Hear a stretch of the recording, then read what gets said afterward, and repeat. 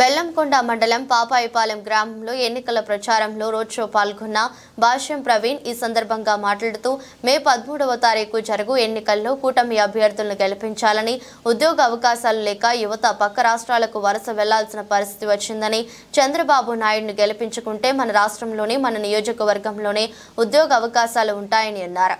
Cycle గుర్తుపై vote వేసి తనని అఖండ మెజారిటీతో గెలిపించాలని కోరిన పెదకూరపాడు నియోజకవర్గ కూటమి ఎమ్మెల్యే అభ్యర్థి భాష్యం ప్రవీణ్ కోరారు. ఈ కార్యక్రమంలో పాపాయిపాలెం గ్రామ ప్రజలు, కార్యకర్తలు, అభిమానులు, తెలుగుదేశం, జనసేన, బీజేపీ పార్టీ నాయకులు, కార్యకర్తలు, అభిమానులు, యువత, మహిళలు పెద్ద సంఖ్యలో పాల్గొన్నారు.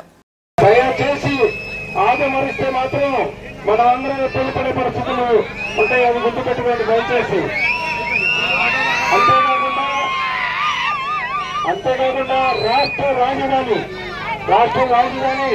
మన చంద్రబాబు నాయుడు గారు 33,000 ఎకరాలు ఎక్వైర్ చేసి మంచి డెవలప్మెంట్స్ చేయబోతుంటే అంతమంది ప్రభుత్వం మారి ఇప్పుడున్న ప్రభుత్వంలో రాజధాని 3 గుర్తులాడారు.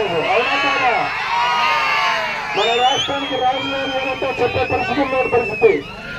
అందుకనే రాష్ట్ర రాజధాని బాగుండాలన్నా, మన ఆస్తులు విలువ పెరగాలన్నా మనం చంద్రబాబు నాయుడు గారిని గెలిపించుకోవాల్సిన అవసరం ఉంది. అంతేకాకుండా యువత, నిరుద్యోగ యువత, నేను నియోజకవర్గంలో తిరుగుతుంటే దాదాపు 30,000 మందిని నిరుద్యోగ యువతను చూశాను నేను. ఈ నిరుద్యోగ యువత అందరికీ ఉద్యోగాలు రావాలంటే మన చంద్రబాబు నాయుడు గారు రావాలి, తెలుగుదేశం పార్టీ గెలవాలి.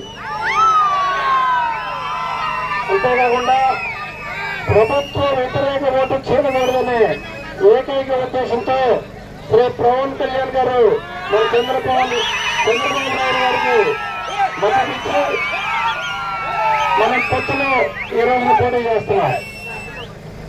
రాష్ట్ర స్థాయిలో చంద్రబాబు నాయుడు గారు, పవన్ కళ్యాణ్ గారు ఎట్లా పనిచేస్తున్నారు, గ్రామ స్థాయిలో మన కార్యకర్తలు, తెలుగుదేశం కార్యకర్తలు, పవన్ కళ్యాణ్ గారికి జనసేన కార్యకర్తలు కూడా కలిసి పనిచేయాల్సిన అవసరం ఉంది.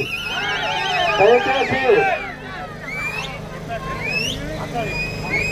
జనసేన కార్యకర్తలందరినీ కలుసుకొని పోయి మనం అందరం కలిసి పనిచేయాల్సిన అవసరం ఉంది. గతంలో 2019లో ఈ పాపాయిపాలెంలో చిన్న రిమార్క్